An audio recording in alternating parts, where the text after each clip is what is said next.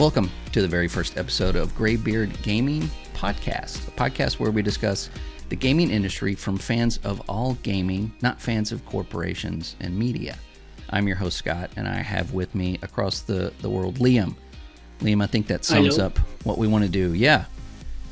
It sums up a lot, and we don't want to be like journalists at IGN or anything, just from a consumer standpoint and a gamer standpoint. Yeah, I don't know about you, but I'm seeing this huge separation between developers and the media and the people that actually, buy their stuff, go to their websites and, give them money for their products. And they seem to now, all of a sudden, they hate us. So yeah, I don't like the media personally a lot of the time because it completely goes against what the developers are doing and us, and everything is just engagement bait. Absolutely. Yeah, exactly. And that's kind of why I wanted to start this podcast, because I got really tired of this clickbait, Twitter posts that try to change the narrative on how games are perceived. We used to get these non-biased reviews and articles about what is going on in the game industry and how it pertains to us as gamers and consumers. And now we get stories telling us, how to feel about these issues from the developers. And they seem to hate the people that view their websites. And anybody attributed to these websites seem to be on the side of the huge corporation and not the people that love the games and actually spend money on them. So, maybe we can kind of get through that, shed a little light on some things, and maybe a little bit of positivity on some of that stuff. Because as myself, as a middle-aged white gamer, I seem to be the enemy all of a sudden. And I don't think that's really the case here. I think that's, so we're going to try to kind of plow through that and make some sense of it. So Liam, you are across the world, and we're doing this via Discord. UK represent. Yes. Yeah. So you have an inside view of like what's going on in Europe. You play primarily on Xbox. And which, of course, one of the clickbait titles now is that there is no Xbox in Europe anymore. It's all gone. It's nobody's buying anything in Europe. Yeah, so I could probably say that's not true. Xbox was always sort of slow in Europe, anyways. It's mainly always been a American console. Not that nobody doesn't buy Xbox here. I mean, I do, but there are plenty of fans. But obviously, Europe was always dominated by PlayStation anyway. Yeah, I mean, it always has been. It's kind of like them expecting Japan to just all of a sudden, adopt an American console and run with it. And again, that narrative is, a little slanted. I, for one, I played on Xbox for 20 years and PlayStation and Nintendo. I was a PC gamer for most of my youth until I bought an Xbox, ditched the PC, played console for 20 years, and I've come back to PC to find that it is in a much better state that I left it. So having that ground level, I do own an Xbox. I still have a PlayStation 5. Nothing Nintendo, however. But it is kind of weird to see where the industry is going. And I think from looking at it outside of that console view, I think it's really good. I think that I see the positivity from a lot of things and we're going to talk about on this show, about what's going on and what changes are being made, and a lot of people not liking it, and a lot of people hating it, and maybe we can, help them see the light and see that maybe this is a good thing. So, but we're also going to make fun of some corporations and some media along the way, because sometimes they're just really dumb and stupid and hateful. So let's go ahead and get into our first thing here, which is hot off the presses, just hit. And this is Ubisoft announcing the release date for Star Wars Outlaws is August 30th this year, which is fantastic. But they also dropped the versions of the editions of this game. A single-player game. We need to keep that in mind. It's a single-player game. So, Liam, I'm gonna tell you what comes with each version of these. We're gonna kind of talk about them. Okay, so the standard edition is obviously $69.99. You do have a pre-order bonus, a cosmetic pack for your speeder, and a cosmetic for the Trailblazer spaceship, which looks like an electric razor to me. That's normal. That's a that's your $70 game. It comes with the game, thing. Yeah. right? Yeah. So we go up to the gold edition, base game. Get the same things you get with the base game. The pre-order is the same, but you get to play it 3 days early, and you get a season pass. Now, keep in mind, the single-player game, you get a season pass. The 2 DLCs that were released after launch keep exploring the world of Star Wars Outlaws with all new stories, quests, and areas to discover. The Jabba's Gambit exclusive mission available at launch. The Kessel Run character pack featuring additional cosmetics for Kay and Nyx. I can assume Nyx is the little made-up species that has never been seen before in Star Wars that they just threw in there. So this is $109.99. So we've already jumped to getting to play early, a season pass for the DLC that comes out later, which we don't know what is or what amount of DLC that you're getting, and you get a whole quest, a mission that is behind a paywall. So keep that in mind. I'm going to go to the next one before we go into this. Okay, so the Ultimate Edition, you get the base game, you get the pre-order bonus, you get the 3 days early, you get season pass, and you get a Rogue Infiltrator bundle, which is cosmetics for your spaceship and your characters. You also get a Sabak Shark bundle. Sabak? I think it's Sabak. Yeah. Which is just another cosmetic. And then you get a digital art book. What's a digital art book? Is that just like a downloadable PDF? I mean, it's either like a downloadable separate application or more. There'll be just an art book section in the game, to actually see, all the art and behind the scenes. It's a selection of games, concept art and visuals, and unique cinematic storyboards. So, okay, that's $129.99. So, man, I don't know if you remember this, but when I believe it was Batman Arkham Knight came out, and it was it was a $60 game, and then the season pass, which they called it, for a single player game was $49.99, and it had DLC that had not been released yet, not been announced or anything, just upcoming DLC is $50. That was not received well by anybody, and here we are doing this again. So I don't know about you, but I really don't like. I don't like when they take something out of a game that they had previously put in, and then set it aside and then charge more for it. No, right? I mean, games have always had season passes when it came to like single player games before. Well, I'm not talking about the season pass. I'm just talking about you get the Jabba's mission. Is obviously finished. It comes out on launch day, so it's something that was in the game. Now, am I right in thinking this, or am I more right in saying that? Okay, so you go to a fast food restaurant and you order a hamburger, right, and say it's $4, okay, or you can get a cheeseburger and it's $5. So it's not like they made a cheeseburger, took the cheese off, and then charging you $1 to put it back on. I mean, if you think about it like that, it doesn't. It sounds different. Yeah, I know what you mean. Like it's done already, and it's just another thing they put behind the season pass. Yeah. Because the actual season pass itself, I don't really care if they're going to do that, then whatever. Yeah. I'd rather have season passes back again if it got rid of all the battle passes that we have in every single game now. To be honest. Yeah, I mean, it's I don't know. It maybe it wouldn't be so bad if it was okay. So the standard would be $69.99, and then the gold edition was like $79.99. But you're jumping up. I think more the issue is the pricing. Yeah, it's because prices are just getting $109.99. crazy Yeah, now.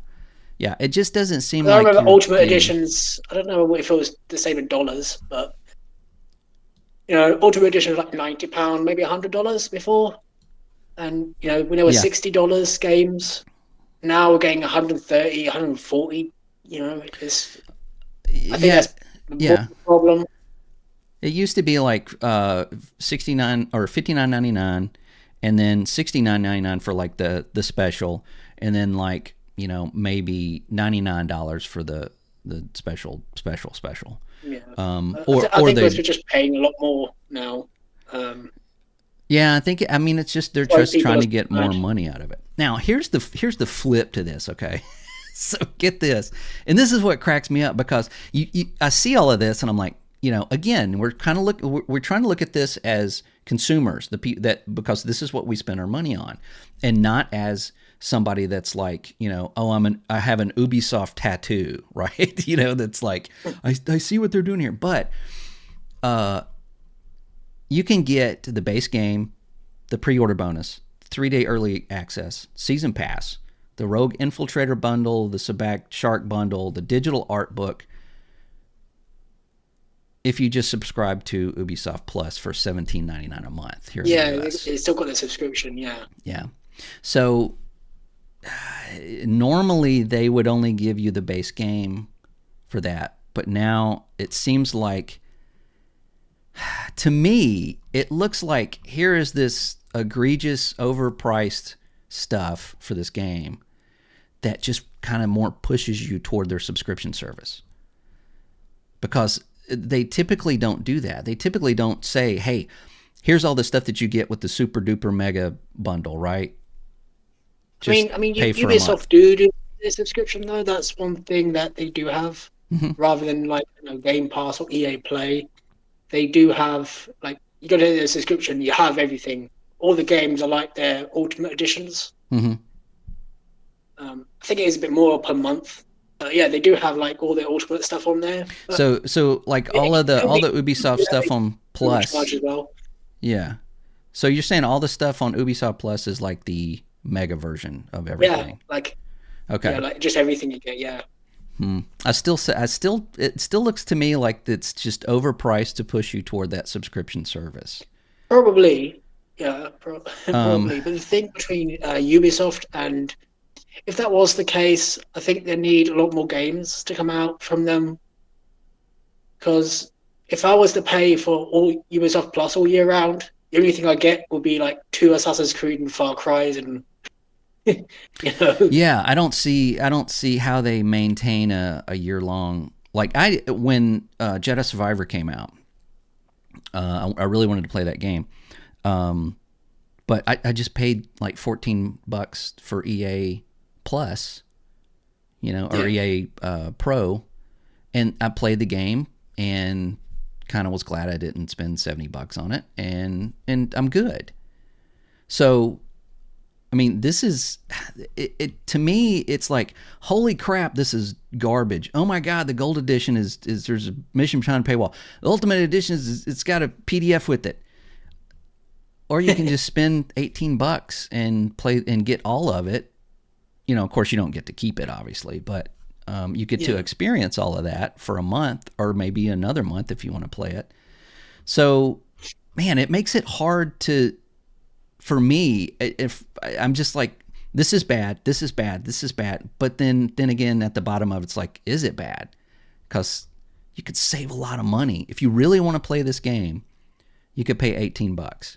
Now, you yeah, can and experience all the special stuff that you get with it. Maybe not the DLC, because that's going to come later, obviously.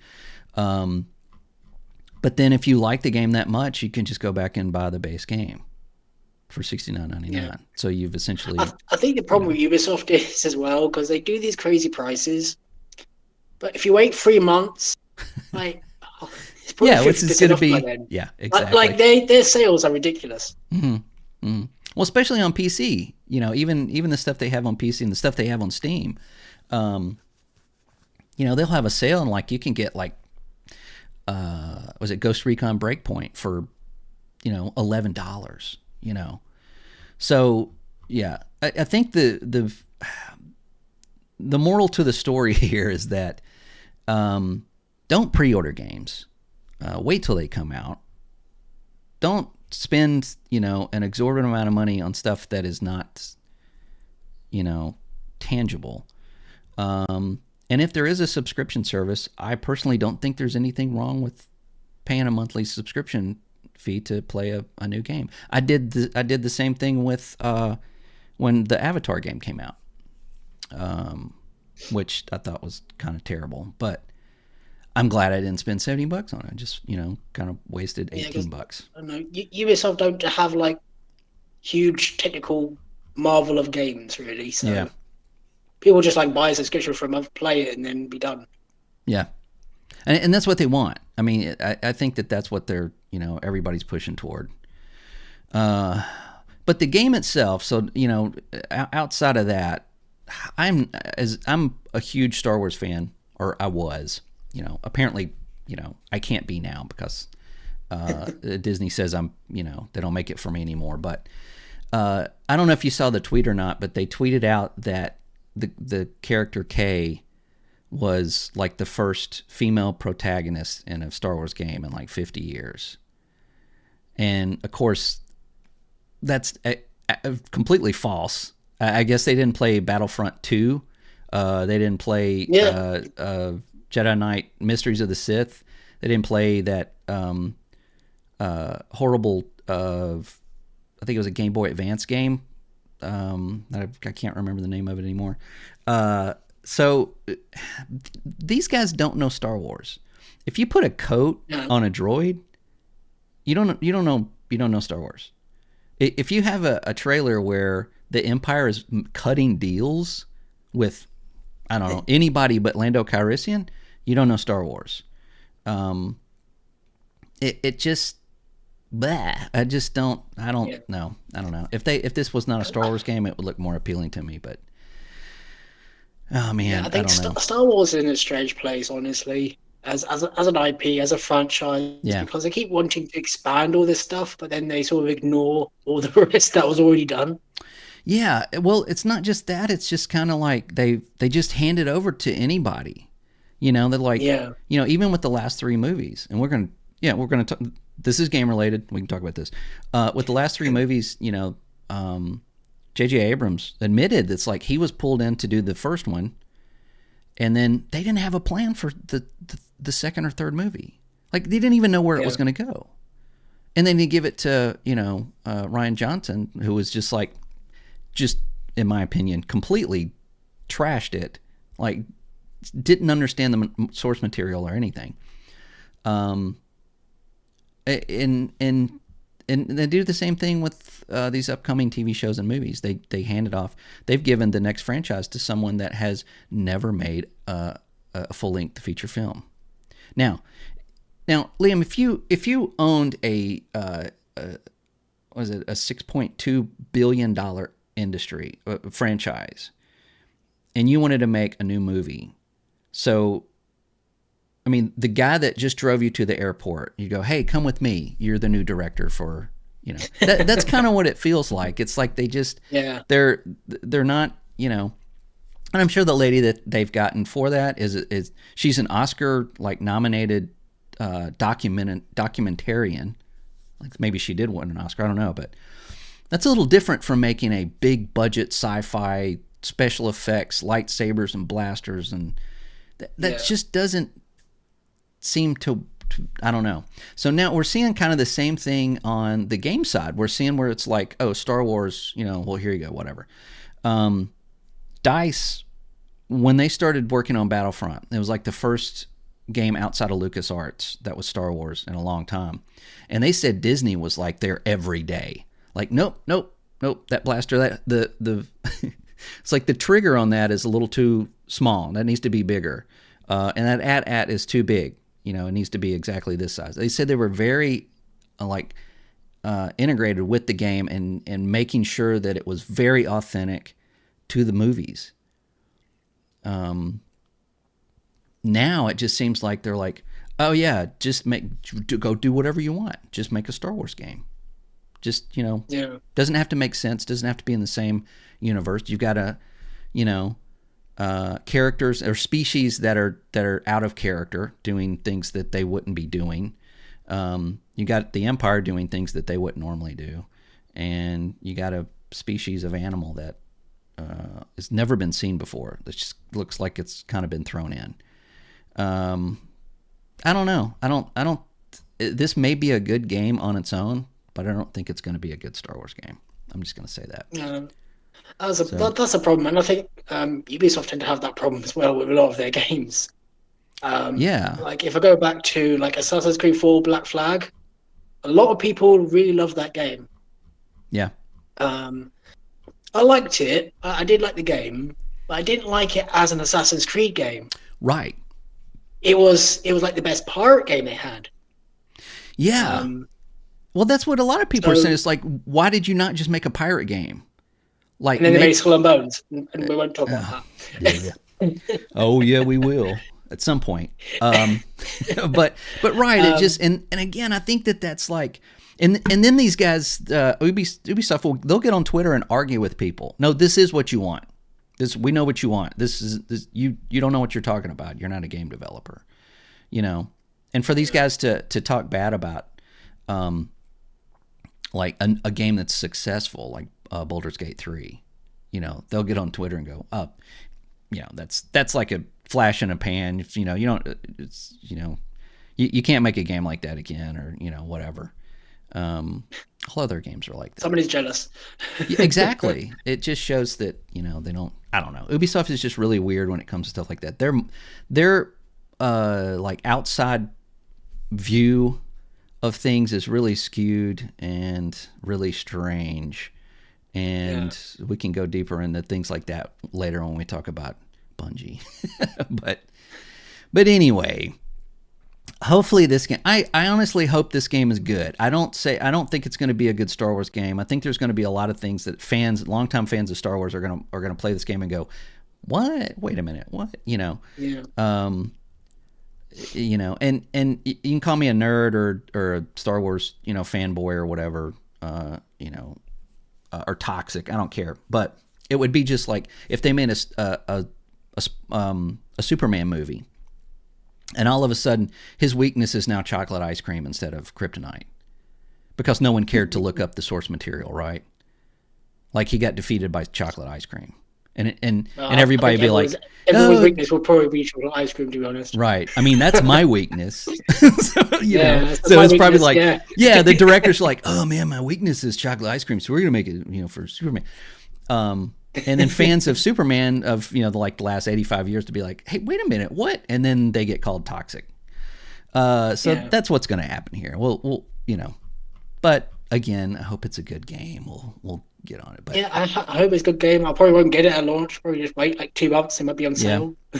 Well, I mean, Ubisoft tend to do that. Man, well, with Ubisoft games, it's always better to wait anyway for at least 2, 3 maybe patches before you jump into it. Because you never know if it's actually going to work or not. But that's coming out on August 30th, which is not far away. It's just a couple of months. So we'll see how that does, and hopefully talk about it again on the show. So, all right. So what did you want to talk about? I know you said something earlier. Well, I just want to talk about like how games are getting released now. Like for example, Sea of Thieves. Yes, let's talk about that. PlayStation. Absolutely. Ground is on PlayStation and Pentiment. Yep. And possibly PlayStation games could go more to Xbox as well. Yeah. Well, wait a minute. Okay, but before we get further into that, I want to know, how do you as an Xbox player, how do you feel about this? How do you feel about those games going to PlayStation? Personally, those games, I don't really care if they went to PlayStation. Okay. I mean, you got Hi-Fi Rush, Pentiment, Grounded. All those are smaller projects. Yep. And I think it'll be good to have just any audience, really. And Sea of Thieves is basically its own MMO at this point. Yeah, I mean, it's a live service game. It makes sense for those games to go over. Right. So it's not like they just ported everything Xbox to PlayStation and shut down, like the internet says. Yeah. Well, I know a lot of people that were longtime Xbox fans were upset about it because they felt like, okay, here's our exclusives, and are exclusives going to, another platform. The competitor, right? So it's like it's devaluing their Xbox. I don't really get that, but I could, this is what a lot of people are saying. I mean, yeah, the thing is, without say if Xbox exclusives did all go to PlayStation, right? For argument's sake, the fact is, I've still got a library on my Xbox. Right. My library, as a whole, isn't going to PlayStation. Right. I'm not going to get 500 games that I bought magically appear on PlayStation again. I'll have to rebuy everything. I'm not going to do that. No. No. It's Same with not. PC. Yeah. Xbox games are on PC. Yeah, but I like playing on my console. I like playing on my system. Yeah. Yeah, and I think that's what it's about. I mean, it's one of the things that drew me to, the reason I stayed on Xbox for so long was the platform, was the UI, the controller, the everything that comes with it. There's a preference there, and it is a preference, and you have a choice, and I don't think anybody should be, punished for picking one or the other. The PlayStation 5 controller to me is their best controller, but it's still not the best controller. I think that they've that like the PlayStation 3 controller compared to the 360 controller is just, to me, it's just there's no comparison. And then even the UI, some people prefer one or the other. So when it comes down to that, though, the argument is, if you're going to go buy a new console, if Xbox puts all of their games, which they're not going to put all of their games, but maybe a lot of future games onto PlayStation, is there a reason to buy an Xbox? And if it is, what is it? Well, I mean, as I said before, like, just your library. If you're on, what if you don't have a player, library? What if you've never had a PlayStation? You never had an Xbox?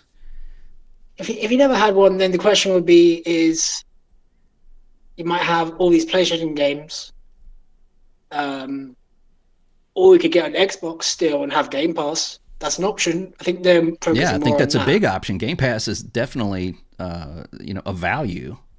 Yeah, or you could go PC and have both sides. Oh, absolutely. So there's that would be my pick. Yeah. Right. I would always recommend that over a console, but I understand that's not always in everybody's budget. But yeah, I mean, I think that it's there's a lot of things on Xbox that I think people that are on PlayStation don't know about. One is quick resume, something that nobody talks about anymore. But when I've had people that got an Xbox, they grabbed an Xbox Series S, because it was cheap and they wanted some Xbox. It was like, oh my God, I can't play without quick resume anymore. Like, I hate to go back to PlayStation 5, and have to put my disc in or have to close this game and open the other one after having that quick resume where you can shuffle up to 5 games at one time and go back and forth to them. There's things like that. And plus Game Pass itself. Game Pass is probably the best value, best deal in gaming still.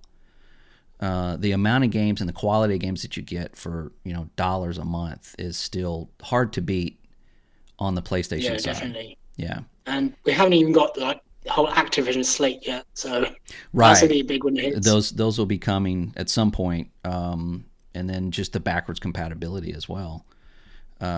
So yeah, I mean, I don't think it's something to where you need to throw away your Xbox and go buy a PlayStation. I really don't think that's it. And right now, in my opinion, buying a PlayStation 5, the only reason to do that if you don't have one previously is the exclusives. And if you don't like those giant cinematic, let me take the controller away from you for a second, here you can have it back games, which I don't. There's not really a reason to go to PlayStation 5 right now, Obviously, they have quality games, from the studios. The only game that I really wanted was Spider-Man. It's like, why is that going to be on PlayStation? I know, Spider-Man's for everybody. Well, it's going to be on PC. So, PlayStation, I mean, it's on Spider-Man PC. 2. It's going to be on PC. Yeah.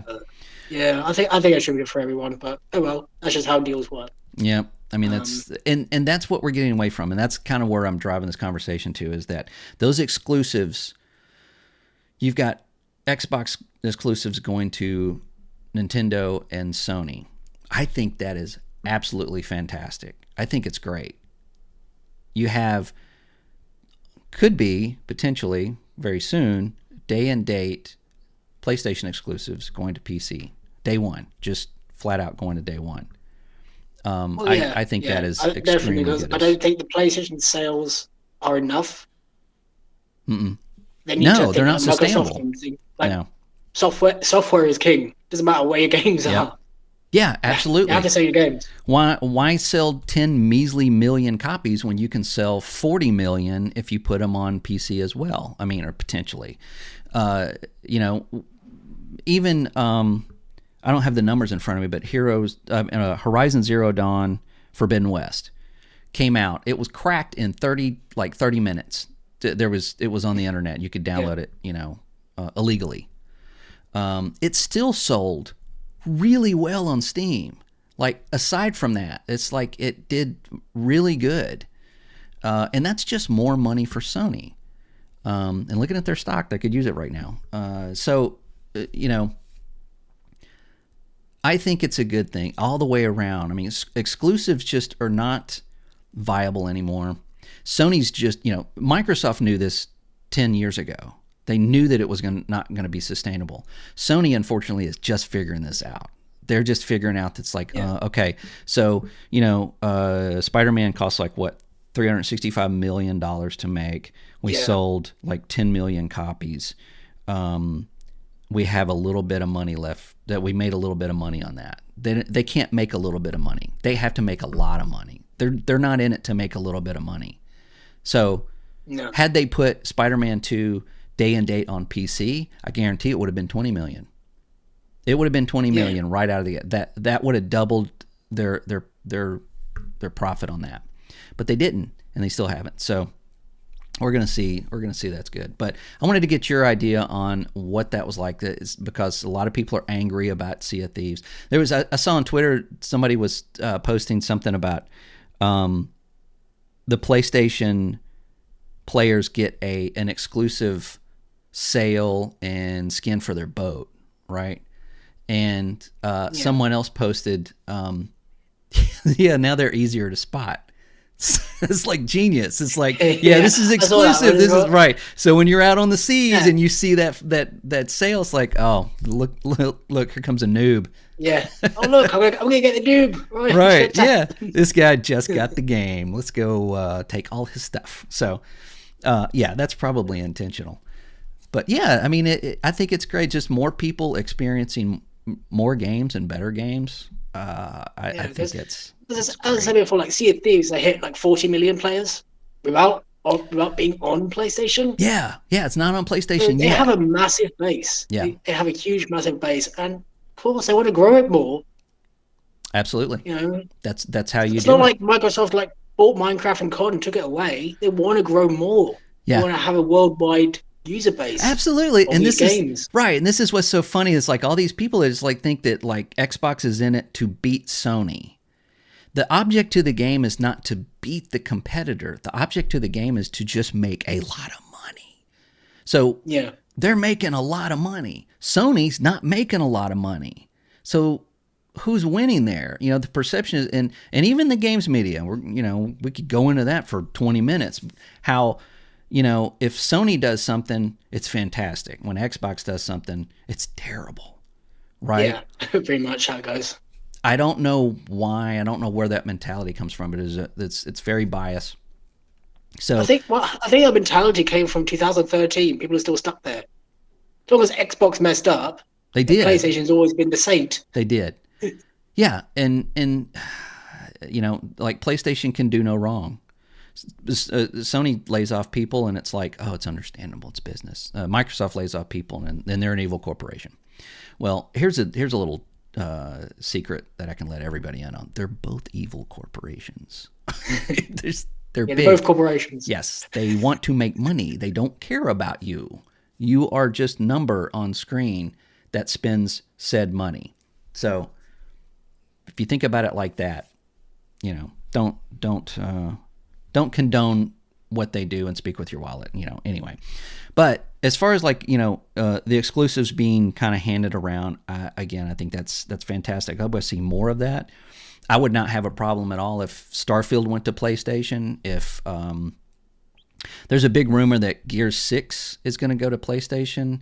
I don't think so. I don't know why you would release the 6th edition of a game on a platform that has not had any previous ones. Can we actually wait until Gears 6 is announced officially before we start rumors? God, it's ridiculous. Now, but on just wait till it's actually official and we know about it. Yeah, which should be in June. They did say that they're going to have an announcement for Gear 6 in June. So, and if it says, PlayStation. Now, here's what I want, just personally. I want them to say, if they put it on PlayStation, I don't care. That does not affect me. And it doesn't affect you as an Xbox player. It doesn't affect you. But if they decide to make a like Marcus Phoenix edition or collection, or put, like 1, 2, 3, I don't care about Judgment, on PC and PlayStation, right? That edition. 2 and 3 are not on PC.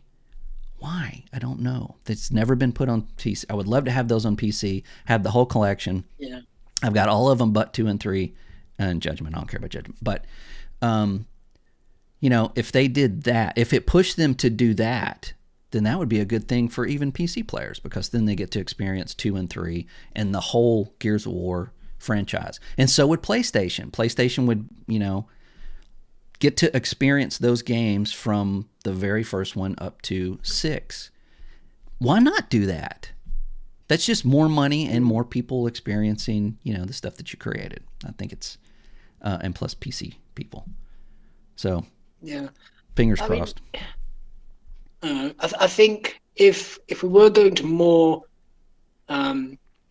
exclusive, less exclusives, or sort of muddy the waters between what is exclusive and what's not, I think for maybe the image of Xbox, I think having games exclusive for a while wouldn't hurt them, and then maybe to other consoles, because they're already released on PC anyway. Yeah. But wait till Sony maybe buckle a little bit and try and release some games onto Xbox as well. Kena, Bridge of Spirits is going to Xbox. Mm-hmm. Been waiting for that for ages. Yeah, which was a PlayStation exclusive, not by a PlayStation studio, but it's been exclusive, like timed exclusive, which should have been like for a year, and it's been 3 years. Yeah. I did see on Twitter, I don't know if it's any credible or not, but apparently Sony might be talking about Helldivers 2 coming to Xbox. That would be smart. Any truth to it, I don't know. That would be a great idea. That would be an excellent idea. Yeah, it would be. It's doing great. For a multiplayer game, it should be. It should be multi-platform. Yeah, it's just more people. It makes that much sense than putting Sea of Thieves on PlayStation. It makes the same kind of sense. Helldivers 2 is doing phenomenally well on PC side. I think right now it's like 54% of its player base is PC, and that was released day and date. Even PlayStation players on the Helldivers are actually asking for Xbox to join. Yeah, because the actual gamers that enjoy it, they don't care about exclusives. No, they don't. See, they play multiplayer with friends. Right. So when you're talking about the majority of gamers, you're not talking about the people on Twitter that are like, no, you're talking about people that are like, they don't care what you're playing on. If you've played Call of Duty for any amount of years, you know that it's like, you don't care if that guy next to you that's helping you, win, you don't care what he's on. You just care if he's got a good mic or not. That's it, And that's what it comes down to. Not a screaming 10-year-old. Right, right. Some 7-year-old telling me, what my mom does. It's all about just player engagement and having fun. And developers, the media, the corporations, they all forget that, man. They all forget what it is to have fun. And I think back about, and I can't remember the guy's name, but it was the 343 multiplayer lead at the time. I think there's been like 18 of them, talking about how at its core, Halo has always been competitive. And he got roasted badly for saying that, because Halo has never been competitive. It's always been get your buddies together, play this game, have fun. It's always been about having fun, and that's what they just don't understand that, and they don't get it. And maybe Sony I can do know a that. lot of people would. I know a lot of people like enjoy play Halo with friends. Obviously, that's what made Xbox Mm-hmm. at the time. But also, doesn't like Halo have a big name in esports? Well, I think they shut all of that down for Halo. Oh, they did.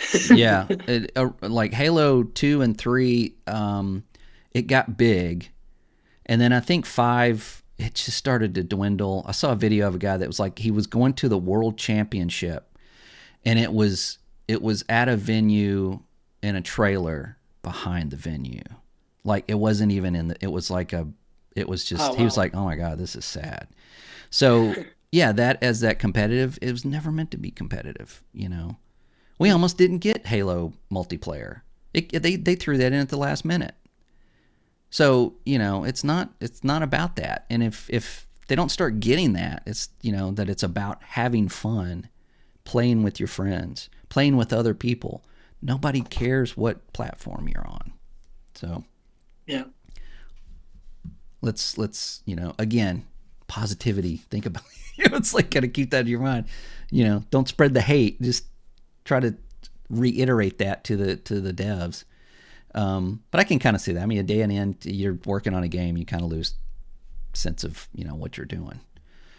All right, well, let's get this rolling a little bit longer. We have this last thing to talk about, which pertains to what we were talking about. Is Ghost of Tsushima is getting a PC port.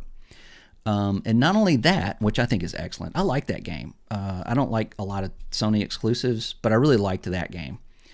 It's getting a PC port, but it's also getting a PS overlay for your PlayStation Network account.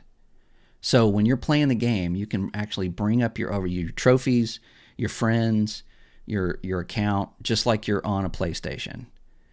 And this is the next step. This is their next step, that PC integration from Sony, and I think it's amazing. This is what a lot of people have saying, and I've been saying on my previous podcast, The Supply Drop, for several years, that they're going to make an app. They're going to make something for PC that will allow you to log in just like Xbox does, to have that.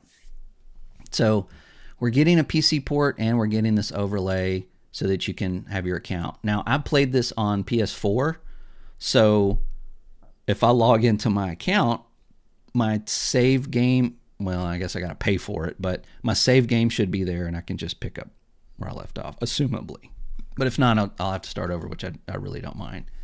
But I don't know. I mean, what do you think about that? That's them.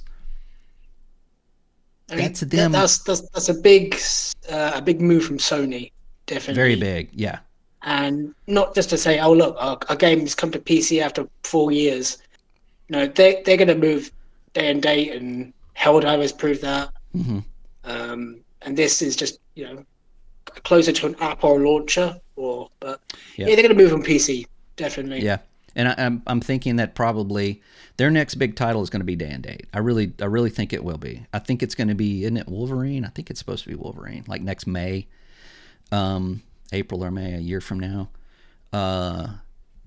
And of course, it leaked. It's playable on PC because, unbeknownst to a lot of people, most of these games are developed on PC before they're ported to whatever console that they're exclusive to. So yeah, why not do that? So see, all this doom and gloom that a lot of people are looking at this is a good thing, man. This is the industry moving forward, and just spreading it around so that more people get to access it. Sony's just catching on that it's like PC players are not going to buy a PlayStation. I mean, they're just, unless they already have one, or unless they're just still hanging on to, their 12-year-old self that had to have a PlayStation. The people that play exclusively on PC, you're not going to win them over. No. We have all the games. What was it? I think it was like Xbox who said, maybe Phil Spencer said, the console market isn't growing. Right. Not that people aren't buying PlayStations or Xboxes, but it's the same people buying those consoles. So it's not like there's exactly a big expansion of new players. right, and the We issues play on what we like to play on, and right. everyone now is probably, I don't know, going PC or something. Yeah, I mean, So it's you just buy the next iteration of what you want to play. You know, right? It's like when the new Xbox comes out, you're going to get an Xbox. You'll probably get the next Xbox, right? Or are you thinking of going to PC? Or are you thinking of going to PlayStation? I mean, that's viable options. yeah, I mean, I'll probably just go to the next Xbox Right. because cheapest option for me, personally. Yeah. Yeah. And that's Just perfectly trade in my old fine. Xbox, get a new one, and my library is just there. Right. So that's the easiest option for me. Right. But for them, they didn't gain a customer. Yeah. It's not like you gained another customer. Right. Yeah. Still buy it. Right. The people that are playing games now on a console or PC are going to continue to do so for a long time. The kids that are like kids now don't care about consoles. These kids that are raised on tablets and phones and stuff, they don't, Yeah. There's a guy on YouTube that used to work for Blizzard, and he has his own YouTube channel. And he was talking about, I don't remember the exact situation, but they had set up some computers at this expo or something for kids. And they put two computers there, one with a controller and one with a mouse and keyboard, because that way they figured, the kids could come up and whichever one they preferred, they could just pick it up and use it. Okay, so he said that none of them touched the mouse and keyboard. 50% of them picked up the controller. The other 50% didn't even look at the controller and tried to manipulate the game by touching the screen. Can you imagine that? Like having the screen and then them coming up and start trying to move it. And then when it didn't work, they just walked off. They didn't even acknowledge that there was a controller right in front of them, nor did they pick it up and try to use it. They just bypassed it altogether because that's how they think now. They're raised on that tablet phone experience. So gaming for them is a phone, is a tablet. So these kids are not going to grow up and go, hey, I want an Xbox. I want a PlayStation. Microsoft knows this. Sony, I'm not sure if they know this yet. They seem to be kind of, picking things up as they go. So you're right. That market is not growing because the people that are buying consoles are the people that bought the previous consoles. So you got like this number of people buying, this generation. It's going to be the same number next generation. Maybe a little tad more, maybe a tad less, but it's not growing. So, good thing, bad thing? I don't know. Is it? I wouldn't say it's either good or bad. It's just this is why like they are moving games to other platforms, to other systems, going onto mobile. It's just a different strategy that that people are going to. So it's not just having the box in your front room. You have your phone, your tablet, your PC, your PlayStation, your Xbox. Doesn't matter what the actual tech is. People want the same access everywhere. Yeah, that's what Microsoft are going to. Right, and you said it yourself. It's about the game. It's wherever the game is. So if the game is accessible, then you win. You're going to sell that game if it's accessible. Like, I mean, Xbox itself isn't selling like PlayStation, so they thought, oh, we'll just bring your Xbox to you then. On your phone. Yeah, exactly. On your tablet, on your PC. Yeah. Don't want to buy an Xbox? Pick up your phone. Right. Yeah. It's brilliant. I wish it worked better, but yeah, man. It's funny to me that being in PC for so long, and I remember back in like the late 90s and early 2000s. I was still a grown adult, obviously, gray beard. But everybody would complain about Microsoft, about they're doing this and they're doing that. And for some reason, I always saw like what they were trying to do, like what they were going to. Like they're getting rid of this because it's antiquated.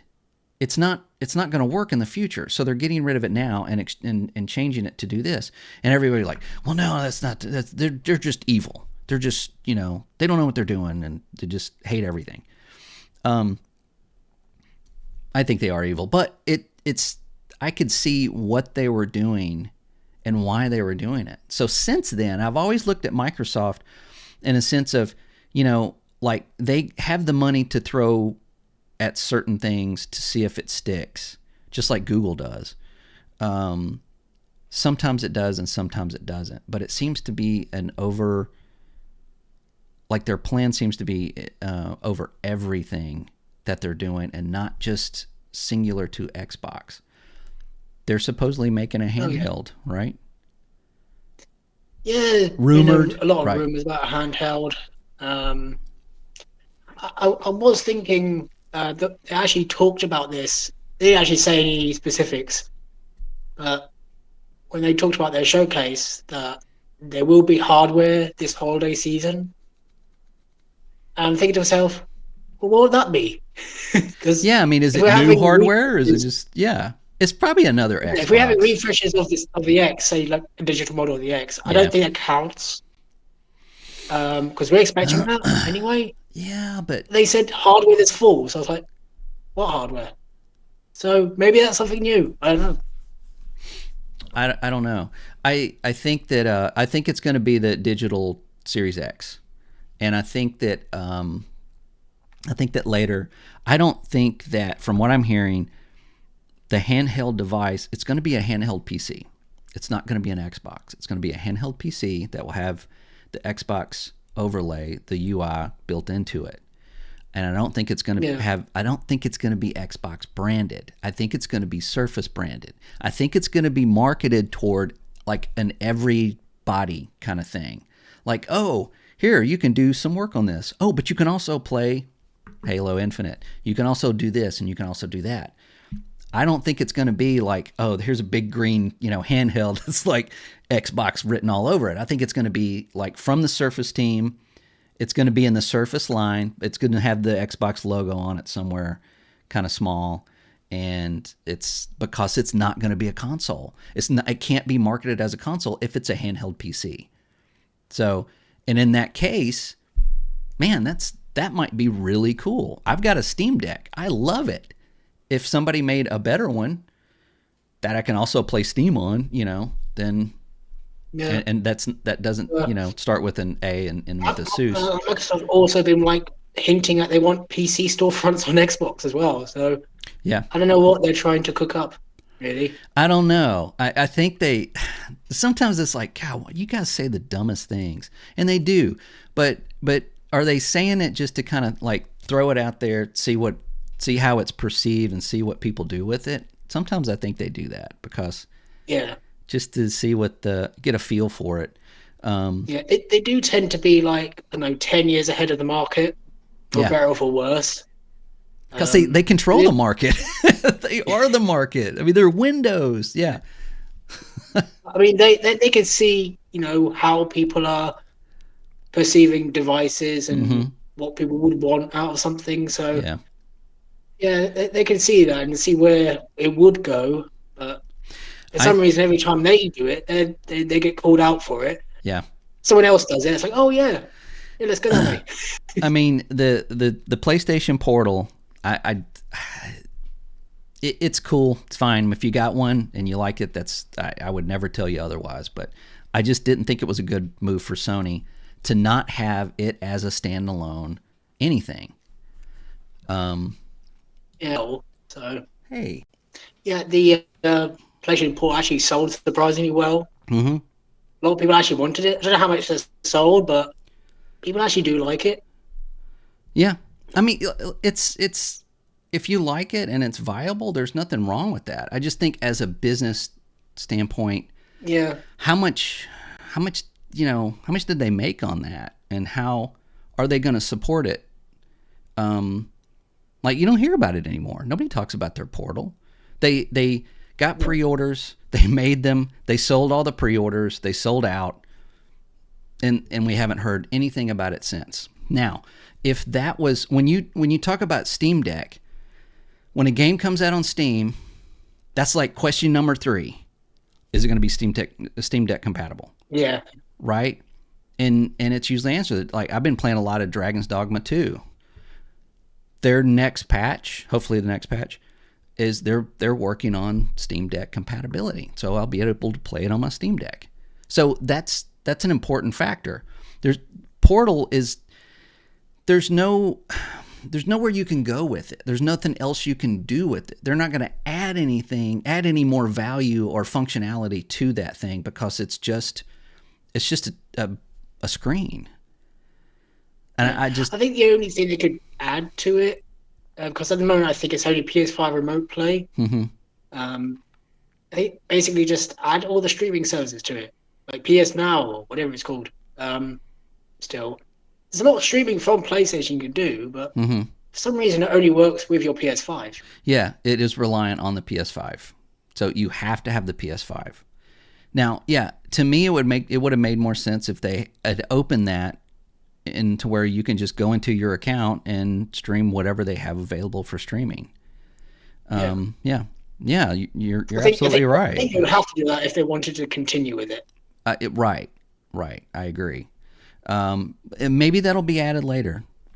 And yeah, I mean, I guess, yeah, I stand corrected. That could be one thing that they could add later, is to have the functionality of playing anything on their library that's streamable. By open it up and not confining it to the relying on the PS5. But internally, I don't know really how it works and how powerful it is. So I mean, I don't think it's powerful internally because it is just a streaming screen. Yeah, but that would still work. I mean, if say Microsoft made the same thing, it would work with the cloud, because Logitech made one. Logitech made basically the same thing, and you just log into whatever streaming gaming app that you have, and you play it. Didn't sell very well, and it didn't really perform very well. And I don't know if they're still making it, but they put it out there. But it just seems like if you're making something like that, it's just kind of a flash. It's like, boom, there it is. That's great, and that's about it. If you make a handheld PC, it's everywhere. Everybody's talking about it. Now everybody wants to make one. Especially with Steam Deck, right? And ROG Ally and all the others. So they're selling made a big well. splash into it. Yeah. I mean, I use my Steam Deck as a secondary PC. Mouse, keyboard, monitor. You've got Linux. I mean, you could do what I did video editing on it. I mean, it's a PC. They think it's fantastic. And then you take it, you unplug it, and you got a handheld PC with a great OLED screen. I mean, it's phenomenal. This is probably what is going to be consoles later.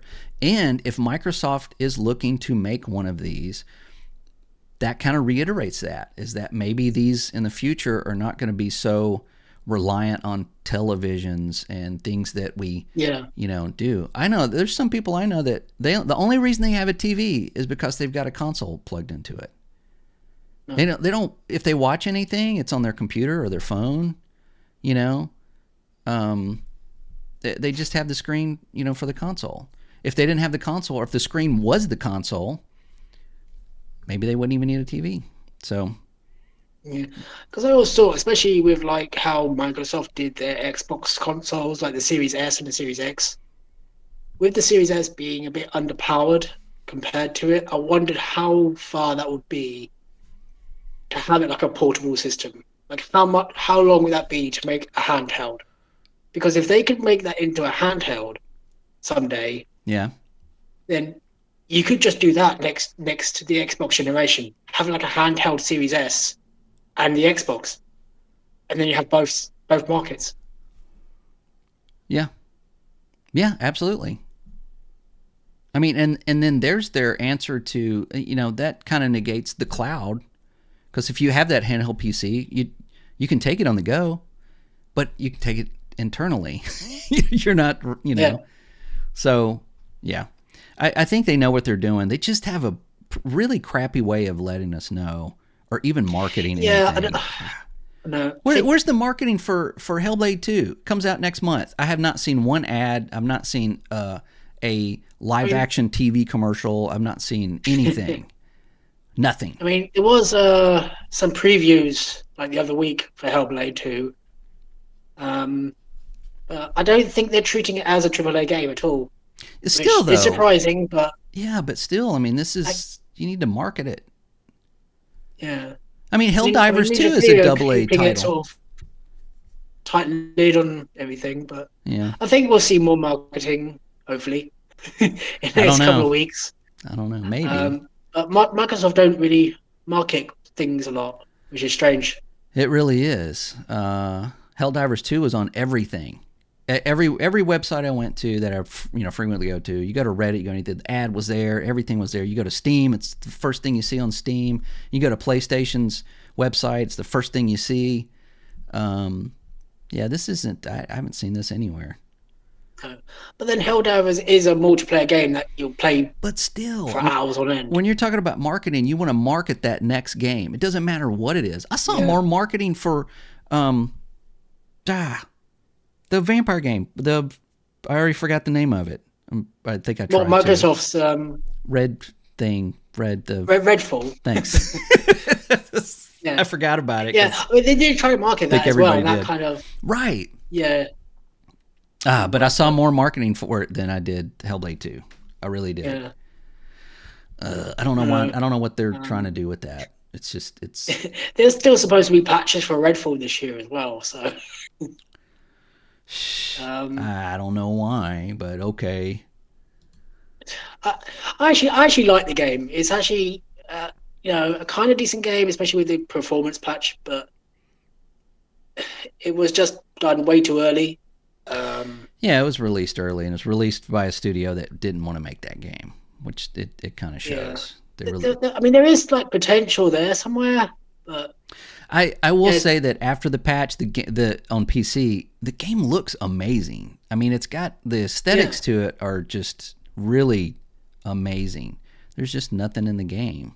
There's just not really anything.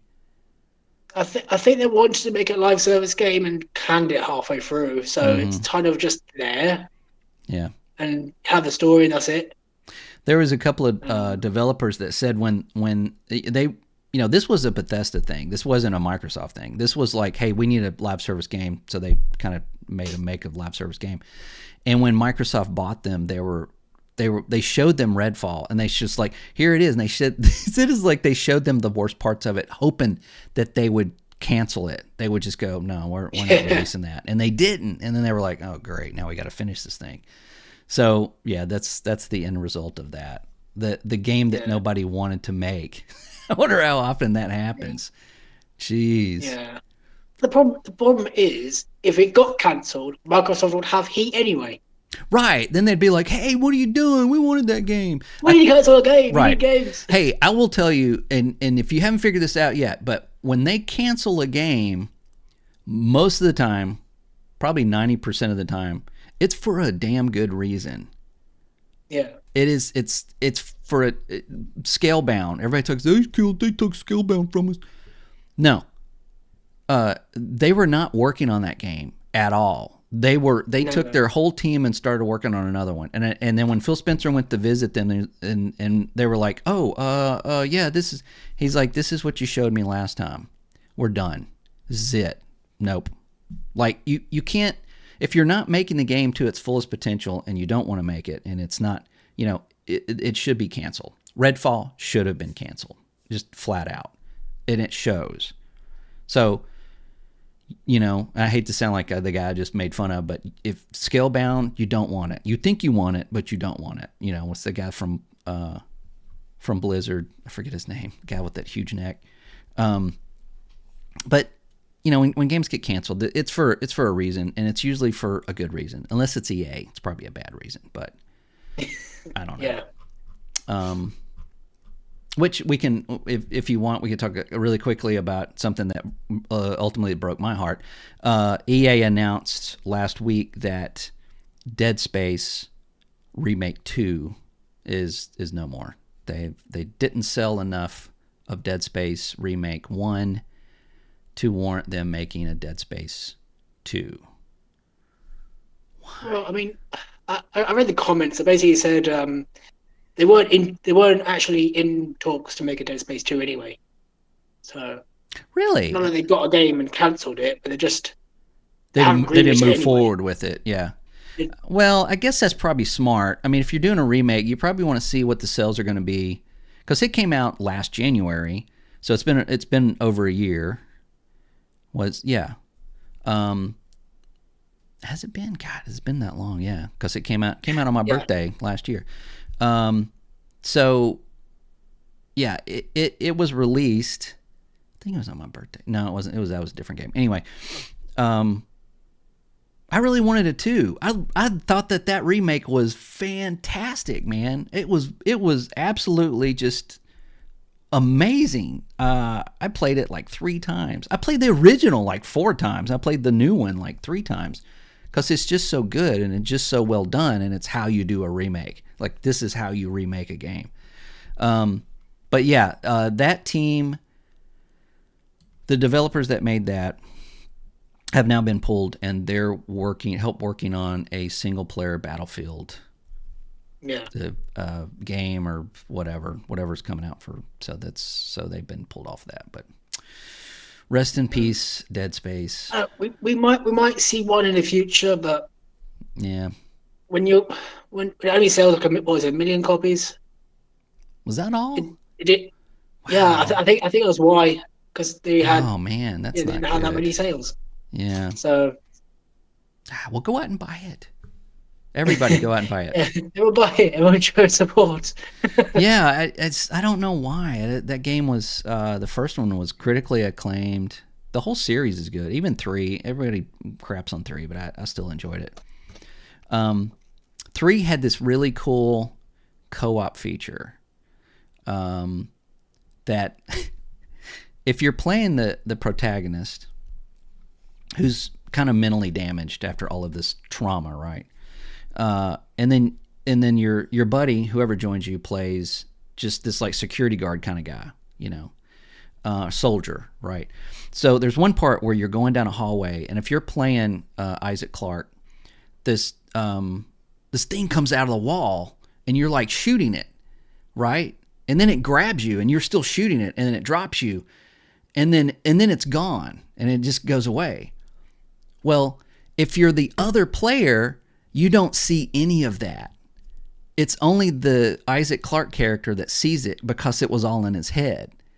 So when you see the person you're playing with like freaking out and shooting, you're like, "What are you doing? What are you doing? You're freaking out." And he's like, "Oh, don't you see it?" So whatever's going on this is genius. And you have to think about it a minute. But you're playing as Isaac Clarke and you're shooting this thing and you're freaking out, and then the other player doesn't see it. It's the exact scenario in the game. You playing as that other person are like, dude, what is wrong with you? Like, oh God, I've been paired with this, this guy that's a lunatic. That is genius. Nobody's ever done that before. That is, and I don't think since. And if you didn't know that, you'll be going mad. Exactly. It's like, wait a minute, did I play that? Did that just happen? Because he's saying it didn't. And it's not something that they did add later, like in a dev talk or something. They talked about it, but it wasn't something that was marketed. It was kind of kept secret. And it does that several other times in the game where, you're like going through this whole experience and the guy that's playing co-op with you is like looking at you like, where are you going? What are you doing? There's nobody there. That's, oh man, that's I have seen that stuff. In one other game. I don't know what the game is. I don't know what the game is. Well, similar thing. Yeah. I just saw videos online, and it's this game where it's like a puzzle game. You have to tell that person where to go because you can see the route, they can't. Oh, We Were Here or something like that.